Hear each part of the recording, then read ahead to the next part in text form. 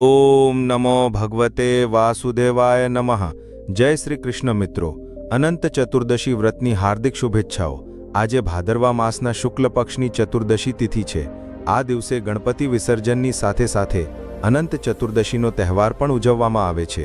અનંત ચતુર્દશીના દિવસે ભગવાન વિષ્ણુના અનંત સ્વરૂપોની પૂજા કરવાનો વિધાન છે। ભગવાન વિષ્ણુ સનાતન પરબ્રહ્મ પરમાત્મા છે। તે સનાતન અવ્યક્ત ભાવના પરમ આશ્રય, પરમ ગતિ પ્રદાન કરનારા અને સમસ્ત જીવોના એકમાત્ર સ્વામી છે। તે પ્રકૃતિના ત્રણેય ગુણોને ઉત્પન્ન કરે છે, પરંતુ પોતે તે ગુણોથી રહિત છે અને જગતનું કલ્યાણ કરવાના ઉદ્દેશ્યથી નિર્ગુણ રહીને આ ગુણોનો સ્વીકાર કરી સુંદર સુંદર લીલાઓ કરે છે। ત્રણેય લોકમાં એવો કોઈ ચરાચર પ્રાણી નથી જે પ્રકૃતિના આ ત્રણ ગુણો સત્વ, રજ, તમ થી રહિત હોય, પરંતુ ભગવાન વિષ્ણુ પ્રકૃતિને પોતાના આધીન કરીને અવતાર ધારણ કરે છે। તે અજન્મા, અવિનાશી, નિત્ય સ્વરૂપ, સર્વલોક અધિપતિ, સંપૂર્ણ જગતને પોતાની યોગમાયાના અંશમાત્રથી ધારણ કરીને સ્થિત છે। મિત્રો, હિન્દુ ધર્મમાં અનંત ચતુર્દશીનું મોટું મહત્વ છે। તેને અનંત ચૌદસના નામથી પણ ઓળખવામાં આવે છે। આ દિવસે ભગવાન વિષ્ણુના અનંત સ્વરૂપની પૂજા કરવામાં આવે છે। ભાદરવા માસમાં શુક્લ પક્ષની ચતુર્દશીને અનંત ચતુર્દશી કહેવાય છે। આ દિવસે વ્રત રાખવા અને અનંત સૂત્ર બાંધવાથી જીવનની બધી સમસ્યાઓમાંથી મુક્તિ મળે છે। આ દિવસે ઘણી જગ્યાએ ધાર્મિક ઝાંખીઓ પણ કાઢવામાં આવે છે। અનંત ચતુર્દશી પર ભગવાન વિષ્ણુ, યમુના નદી અને શેષનાગજીની પૂજા કરવામાં આવે છે। શાસ્ત્રો અનુસાર અનંત ચતુર્દશીનું વ્રત મનુષ્યને જીવનના બધા કષ્ટોમાંથી બહાર કાઢે છે, પરંતુ અનંત ચતુર્દશી વ્રતના નિયમોનું પાલન કર્યા વિના તમે તેને પૂર્ણ કરી શકતા નથી અને ન તો તેના શુભ ફળોને પ્રાપ્ત કરી શકો છો। અનંત ચતુર્દશીનું વ્રત કરતા પહેલા તમારે આ વ્રતના નિયમો અવશ્ય જાણી લેવા જોઈએ। ભક્તો, આજની વિડીયોમાં આગળ વધતા પહેલા તમને નમ્ર વિનંતી છે કે આજની વિડીયોને અંત સુધી અવશ્ય જુઓ, અને જો તમે પણ ઈચ્છો છો કે ભગવાન વિષ્ણુના આશીર્વાદ સદાય તમારા પરિવાર પર બન્યા રહે, તો આજની વિડીયોને લાઇક કરી વધુમાં વધુ શેર કરવાનું ભૂલશો નહીં અને કોમેન્ટ બોક્સમાં સાચી શ્રદ્ધાથી જય શ્રી હરિ વિષ્ણુ અવશ્ય લખો। મિત્રો, આવો હવે જાણીએ અનંત ચતુર્દશી વ્રતના નિયમો। અનંત ચતુર્દશીનું વ્રત કરનાર સાધકે બ્રહ્મ મુહૂર્તમાં ઉઠવું જોઈએ અને સ્નાન વગેરે કર્યા બાદ વ્રતનું સંકલ્પ લેવો જોઈએ।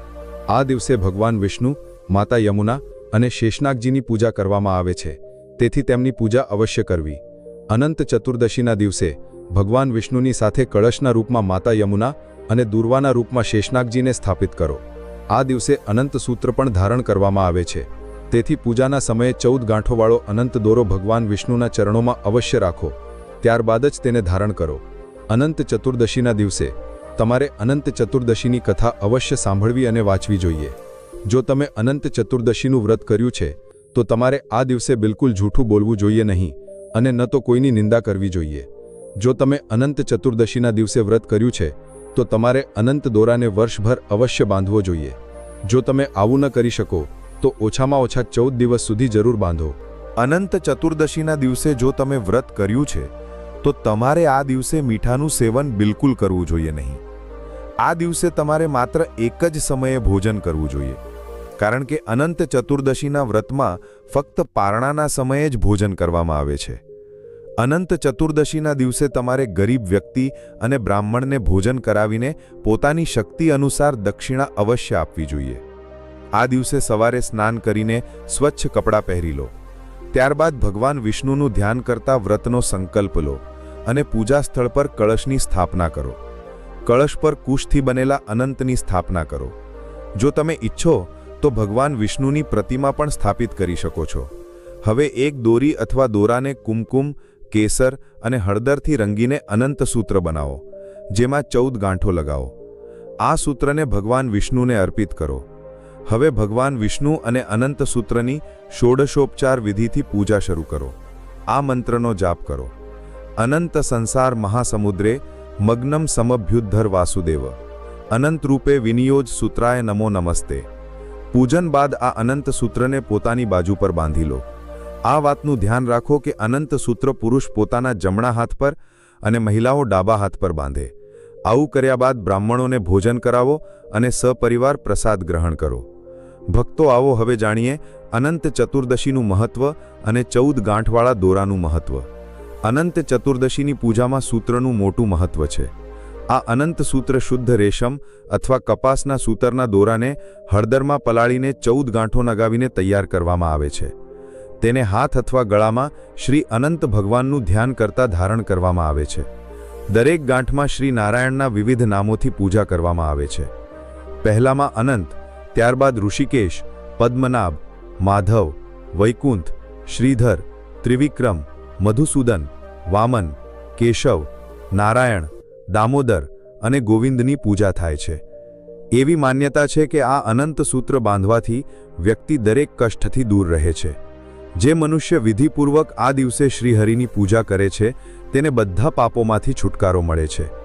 આ દિવસે ગણેશ વિસર્જન પણ કરવામાં આવે છે, જેના કારણે તેનું મહત્વ વધુ વધી જાય છે. પૌરાણિક માન્યતા અનુસાર મહાભારત કાળથી અનંત ચતુર્દશી વ્રતની શરૂઆત થઈ. આ ભગવાન વિષ્ણુનો દિવસ માનવામાં આવે છે. અનંત ભગવાને સૃષ્ટિના આરંભમાં 14 લોક તલ, અતલ, વિતલ, સુતલ, તલાતલ, રસાતલ, પાતાળ, ભૂ, ભવ, સ્વ, જન, તપ, સત્ય, મહા ની રચના કરી હતી. આ લોકોનું પાલન અને રક્ષા કરવા માટે તે પોતે પણ 14 રૂપોમાં પ્રગટ થયા હતા, જેનાથી તેઓ અનંત પ્રતીત થવા લાગ્યા. તેથી અનંત ચતુર્દશીનું વ્રત ભગવાન વિષ્ણુને પ્રસન્ન કરવા અને અનંત ફળ આપનારું માનવામાં આવ્યું છે. એવી માન્યતા છે કે આ દિવસે વ્રત રાખવાની સાથે સાથે જો કોઈ વ્યક્તિ શ્રી વિષ્ણુ સહસ્રનામ સ્તોત્રનો પાઠ કરે છે તો તેની બધી મનોકામનાઓ પૂર્ણ થાય છે. ધન, ધાન્ય, સુખ, સંપત્તિ અને સંતાન વગેરેની કામનાથી આ વ્રત કરવામાં આવે છે. ભારતના ઘણા રાજ્યોમાં આ વ્રતનું પ્રચલન છે. આ દિવસે ભગવાન વિષ્ણુની લોકકથાઓ સાંભળવામાં આવે છે. મિત્રો, એકવાર મહારાજ યુધિષ્ઠિરે રાજસૂય યજ્ઞ કર્યો. તે સમયે યજ્ઞ મંડપનું નિર્માણ સુંદર તો હતું જ, અદ્ભુત પણ હતું. તે યજ્ઞ મંડપ એટલો મનોરમ હતો કે પાણી અને જમીનની ભિન્નતા પ્રતીત જ નહોતી થતી. પાણીમાં જમીન અને જમીનમાં પાણીની જેમ પ્રતીત થતું હતું. બહુ સાવધાની રાખવા છતાં પણ ઘણા વ્યક્તિઓ તે અદ્ભુત મંડપમાં ભૂલ ખાઈ ગયા હતા. એકવાર ક્યાંકથી ફરતા ફરતા દુર્યોધન પણ તે યજ્ઞ મંડપમાં આવી ગયો અને એક તળાવને જમીન સમજી તેમાં પડી ગયો. દ્રૌપદીએ આ જોઈને અંધાની સંતાન અંધા કહીને તેમનો ઉપહાસ કર્યો. આનાથી દુર્યોધન ચીડાઈ ગયો. આ વાત તેના હૃદયમાં તીરની જેમ વાગી. તેના મનમાં દ્વેષ ઉત્પન્ન થઈ ગયો અને તેણે પાંડવોથી બદલો લેવાનું નક્કી કર્યું. તેના મનમાં તે અપમાનનો બદલો લેવા માટે વિચાર ઉપજવા લાગ્યા. તેણે બદલો લેવા માટે પાંડવોને દ્યુત ક્રીડામાં હરાવીને તે અપમાનનો બદલો લેવાનું વિચાર્યું. તેણે પાંડવોને જુગારમાં હરાવી દીધા. હારી જવાથી પ્રતિજ્ઞા અનુસાર પાંડવોને 12 વર્ષ માટે વનવાસ ભોગવવો પડ્યો. વનમાં રહેતા પાંડવો અનેક કષ્ટ સહન કરતા રહ્યા. એક દિવસ ભગવાન કૃષ્ણ જ્યારે મળવા આવ્યા ત્યારે યુધિષ્ઠિરે તેમને પોતાનું દુઃખ કહ્યું અને દુઃખ દૂર કરવાનો ઉપાય પૂછ્યો. ત્યારે શ્રી કૃષ્ણે કહ્યું, હે યુધિષ્ઠિર, તું વિધિપૂર્વક અનંત ભગવાનનું વ્રત કર. આનાથી તારું બધું સંકટ દૂર થઈ જશે અને તારું ખોવાયેલું રાજ્ય ફરી પ્રાપ્ત થઈ જશે. આ સંદર્ભમાં શ્રી કૃષ્ણએ યુધિષ્ઠિરને એક કથા સંભળાવી. પ્રાચીન કાળમાં સુમંત નામનો એક સારો તપસ્વી બ્રાહ્મણ હતો. તેની પત્નીનું નામ દીક્ષા હતું. તેની એક પરમ સુંદરી, ધર્મપ્રાયણ અને જ્યોતિર્મય કન્યા હતી જેનું નામ સુશીલા હતું. સુશીલા જ્યારે મોટી થઈ તો તેની માતા દીક્ષાનું મૃત્યુ થઈ ગયું. પત્નીના મૃત્યુ બાદ સુમંતે કર્કશા નામની સ્ત્રી સાથે બીજું લગ્ન કરી લીધું. સુશીલાના લગ્ન બ્રાહ્મણ સુમંતે કૌડિન્ય ઋષિ સાથે કરી દીધા. વિદાયમાં કંઈક આપવાની વાત પર કર્કશાએ જમાઈને કેટલીક ઈંટો અને પથ્થરોના ટુકડા બાંધીને આપી દીધા. કૌડિન્ય ઋષિ દુઃખી થઈને પોતાની પત્નીને લઈને પોતાના આશ્રમ તરફ ચાલ્યા, પરંતુ રસ્તામાં જ રાત થઈ ગઈ. તેઓ નદી કિનારે સંધ્યા કરવા લાગ્યા. સુશીલાએ જોયું કે ત્યાં ઘણી બધી સ્ત્રીઓ સુંદર વસ્ત્રો પહેરીને કોઈ દેવતાની પૂજા કરી રહી હતી. સુશીલાના પૂછવા પર તેમણે વિધિપૂર્વક અનંત વ્રતનું મહત્વ જણાવ્યું. સુશીલાએ ત્યાં જ તે વ્રતનું અનુષ્ઠાન કર્યું અને 14 ગાંઠોવાળો દોરો હાથમાં બાંધીને ઋષિ કૌડિન્ય પાસે આવી ગઈ. કૌડિન્યે સુશીલાને દોરા વિશે પૂછ્યું તો તેણે બધી વાત કહી દીધી. તેમણે દોરાને તોડીને અગ્નિમાં નાખી દીધો. આનાથી ભગવાન અનંતજીનું અપમાન થયું. પરિણામે ઋષિ કૌડિન્ય દુઃખી રહેવા લાગ્યા. તેમની બધી સંપત્તિ નષ્ટ થઈ ગઈ. આ દરિદ્રતાનું તેમણે પોતાની પત્નીને કારણ પૂછ્યું તો સુશીલાએ અનંત ભગવાનનો દોરો બાળી નાખવાની વાત કહી. પશ્ચાતાપ કરતા ઋષિ કૌડિન્ય અનંત દોરાની પ્રાપ્તિ માટે વનમાં ચાલ્યા ગયા. વનમાં ઘણા દિવસો સુધી ભટકતા ભટકતા નિરાશ થઈને એક દિવસ જમીન પર પડી ગયા. ત્યારે અનંત ભગવાન પ્રગટ થઈને બોલ્યા, હે કૌડિન્ય, તે મારો તિરસ્કાર કર્યો હતો. તેનાથી જ તને આટલું કષ્ટ ભોગવવું પડ્યું. તું દુઃખી થયો. હવે તે પશ્ચાતાપ કર્યો છે. હું તારાથી પ્રસન્ન છું.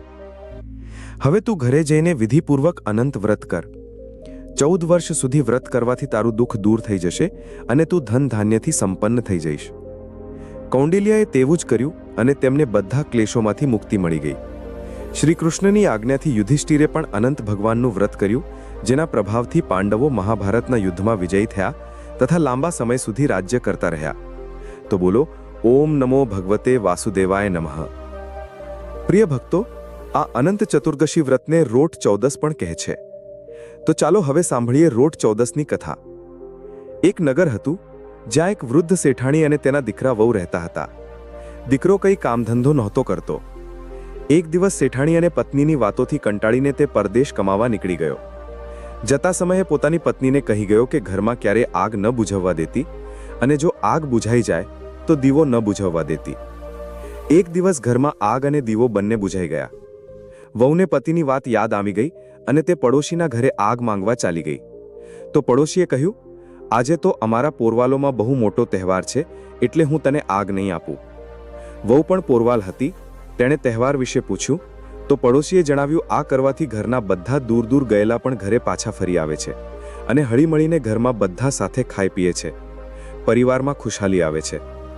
વહુના પતિને ઘરથી ગયાને પણ ઘણો સમય થઈ ગયો હતો. તેણે પણ પતિના પાછા આવવાની આશાથી તહેવારની વિધિ પૂછી. ત્યારે પડોશીએ જણાવ્યું કે સારા શુભ સોમવાર અથવા શુક્રવાર અને શુભ ઘડીમાં એક વ્યક્તિનું 1.25 કિલો અને જોડીનું 2.5 કિલોના હિસાબે ઘઉં પીસાવવા. પછી ભાદરવા મહિનાની અમાસ પરલા 14ના દિવસે વહેલી સવારે ઉઠીને અને નહાઈને ગોહલી બનાવો. આમાં બધા કામ શુદ્ધતાથી કરવા પડે છે. પછી કાંસાના કટોરામાં તીજ રાખીને પહેલા પૂજાનું માંડું માંડો, જે નીચે આપેલું છે. જોડીનું પણ માંડો. વારાફરતી બધાના રોટ બનાવો. દરેક રોટમાંથી થોડો થોડો લોટ બચાવીને કંગરા વગરનો ગાજબીજવાળો બનાવો. ખીર બનાવો, પણ શાકભાજી વગેરે ન બનાવો. છેલ્લે 4 હલ્દે બધે બનાવો. તેને શેકીને પૂજામાં રાખો અને રાત્રે વાર્તા કહ્યા બાદ તેમને રૂમના 4 ખૂણામાં નાખી દો. આ રીતે રોટ સ્વામી મહારાજની પૂજા ગિલોડાના 5 પાંદરા પર અથવા દૂધીના પાંદરા પર 10 ચાંદી રાખીને, બોરની ડાળી, ધૂપ અને તીજ રાખીને કરો. આ રીતે પડોશી પાસેથી બધી વિધિ પૂછીને વહુએ બીજા દિવસથી જ આગામી રોટની તૈયારી શરૂ કરી દીધી. સાસુ વહુને પીસવા માટે જે અનાજ આપતી હતી, વહુએ તેમાંથી એક મુઠ્ઠી અનાજ રોજ બચાવવાનું શરૂ કરી દીધું. 12 મહિનામાં વહુ પાસે એક માટલું અનાજ ભરાઈ ગયું અને 12 મહિનામાં વહુએ રોટનો બધો સામાન ભેગો કરી લીધો અને છેવટે રોટની 14 આવી ગઈ અને વહુએ પડોશીએ જણાવ્યા અનુસાર ઘરમાં રોટ બનાવ્યા. સાસુ બધું જોતી રહી. વહુને પૂછવા પર વહુએ પછીથી જણાવવાનું કહીને ટાળી દીધું. જે દિવસે વહુએ રોટ બનાવવાનું વિચાર્યું તે જ દિવસથી રોટ સ્વામીની કૃપાથી તેના પતિના મનમાં ઘરે પાછા ફરવાની ભાવના જાગૃત થઈ ગઈ. તેણે પરદેશમાં ખૂબ પૈસા કમાઈ લીધા હતા અને તેને પોતાની પત્નીની યાદ આવવા લાગી. તે ઘર માટે રવાના થઈ ગયો. તેણે રસ્તામાં એક અગ્નિને બળતા જોયું. રસ્તામાં તેણે એક નાગણને બળતા જોયું. તે ત્યાંથી નીકળી રહ્યો હતો કે નાગ પણ બળવા માટે આગમાં કૂદવા જતો હતો, તો તેણે નાગને બળતા બચાવી લીધો, સંસ્કારથી રોકી લીધો. નાગણ બળી ગઈ તો નાગને ક્રોધ આવ્યો. તેણે મુસાફરને ડંખ મારવા ઈચ્છ્યો. મુસાફરે હાથ જોડીને વિનંતી કરી, જેમ તમે નાગણ વગર રહી શકતા નથી, તેવી જ રીતે હું પણ પત્નીથી વિખૂટો પડ્યાને 12 વર્ષ થઈ ગયા છે. મને એકવાર તેને મળી લેવા દો, પછી ડંખ મારજો. પછી નાગે કહ્યું, પરિવારમાં જઈને તું તારું વચન ભૂલી જઈશ અને દરવાજો બંધ કરીને સૂઈ જઈશ. ત્યારે મુસાફરે કહ્યું કે હું પત્ની અને માતાને મળીને સૂતી વખતે કમાડનો ખૂણો ઊંચો કરીને ચોટી પલંગથી નીચે લટકાવીને સૂઈશ. આ રીતે મુસાફર રોડ પર ઘરે આવી ગયો. ઘર પર રોટ બન્યા. બધા એકબીજાને ગળે મળ્યા. ઘરમાં ખુશી છવાઈ. બધાએ હળીમળીને ખાધું પીધું. તે થાકીને ઉદાસ થઈને સૂઈ ગયો. અડધી રાત થઈ. નાગ મુસાફરને ડંખ મારવા શોધતો રૂમમાં ઘૂસી ગયો. જેવો નાગ પતિને ડંખ મારવા લાગ્યો, ચારે ખૂણામાંથી હલ્દે બધે 4 સિપાઈ બનીને રક્ષા કરવા માટે ઊભા થઈ ગયા. દૂધની વાડ ખેંચાઈ ગઈ. દૂધનો કટોરો ભરાઈ ગયો અને અડધા રોટની તલવાર અને આખા રોટની ઢાલ બની ગઈ. ધાણાના ધનુષ્ય બાણ ચોખાના તીર બની ગયા અને સોપારીની કોટ ખેંચાઈ ગઈ. તલવારથી નાગને મારીને 4 ટુકડા કરીને ઢાલની નીચે દબાવી દીધો. પતિ ચૂપચાપ જોઈને શાંતિનો શ્વાસ લઈને સૂઈ ગયો. સવારે ઉઠીને પતિએ પત્ની અને માતાને બોલાવીને પૂછ્યું, આજે ઘરમાં એવો કયો તહેવાર ઉજવવામાં આવ્યો જેના કારણે આવો ચમત્કાર થયો કે મારો જીવ બચી ગયો? ત્યારે વહુએ બધી વાત પોતાના પતિ અને સાસુને કહી અને સમજાવી. ત્યારથી પોરવાલ જાતિમાં રોટનું ખૂબ મહત્વ રાખવામાં આવ્યું. તેને દરેક હાલતમાં અવશ્ય કરવું, છોડવું નહીં. કહેવત છે કે ભલે બળદ વેચીને જ હલ્દે રોટ બનાવો, પરંતુ રોટ અવશ્ય બનાવો. રોટ સ્વામીએ જેમ તેના પતિની રક્ષા કરી તેમ બધાના પતિની રક્ષા કરજો. બોલો અનંત ભગવાનની જય. મિત્રો, આવો હવે જાણીએ અનંત ચતુર્દશીના દિવસે ગણેશજીનું વિસર્જન કેમ થાય છે. પૌરાણિક વાર્તાઓ અનુસાર ગણપતિ બાપ્પાનું વિસર્જન અનંત ચતુર્દશીના દિવસે એટલા માટે કરવામાં આવે છે કારણ કે ગણપતિ બાપ્પા જળ તત્વના અધિપતિ છે. ગ્રંથો અનુસાર એકવાર વેદવ્યાસજી ગણપતિ બાપ્પાને મહાભારતની કથા સંભળાવી રહ્યા હતા અને ભગવાન શ્રી ગણેશ તે કથા લખી રહ્યા હતા. પરંતુ ગણેશ ભગવાને કથા લખતા પહેલા એક શરત રાખી હતી કે તેઓ કલમ નહીં રોકે અને જ્યારે કલમ અટકશે તે વખતે કથા લખવાનું છોડી દેશે. ત્યારે વેદવ્યાસજીએ ગણપતિ બાપ્પાના શરીરનું તાપમાન ન વધે તે માટે ગણેશજીને માટીનો લેપ લગાવીને તેમની પૂજા કરી. તે દિવસે ભાદરવા માસના શુક્લ પક્ષની ચતુર્થી તિથિ હતી. કથા એટલી લાંબી ચાલી કે વેદવ્યાસજીએ કથા સંભળાવતી વખતે પોતાની આંખો બંધ કરી લીધી અને આખા 10 દિવસ સુધી કથા ચાલી. સાથે જ ગણેશજી સતત કથા લખતા ગયા. જ્યારે 10 દિવસ બાદ કથા પૂરી થઈ તો વેદવ્યાસજીએ પોતાની આંખો ખોલી અને જોયું કે ગણપતિ બાપ્પાના શરીરનું તાપમાન ખૂબ વધી ગયું હતું. પછી વેદવ્યાસજીએ ગણપતિજીના શરીરનું તાપમાન ઠંડુ કરવા માટે તેમને પાણીમાં ડૂબાડી દીધા અને થોડીવાર પછી ગણપતિજીનું શરીર ઠંડુ થઈ ગયું. જે દિવસે મહાભારત લખવાનું કામ પૂરું થયું તે દિવસે અનંત ચતુર્દશીનો દિવસ હતો. ત્યારથી એવી માન્યતા છે કે ભગવાન શ્રી ગણેશને શીતળ કરવા માટે તેમનું વિસર્જન કરવામાં આવે છે. અનંત ચતુર્દશી વ્રતનું પાલન કેવી રીતે કરવું?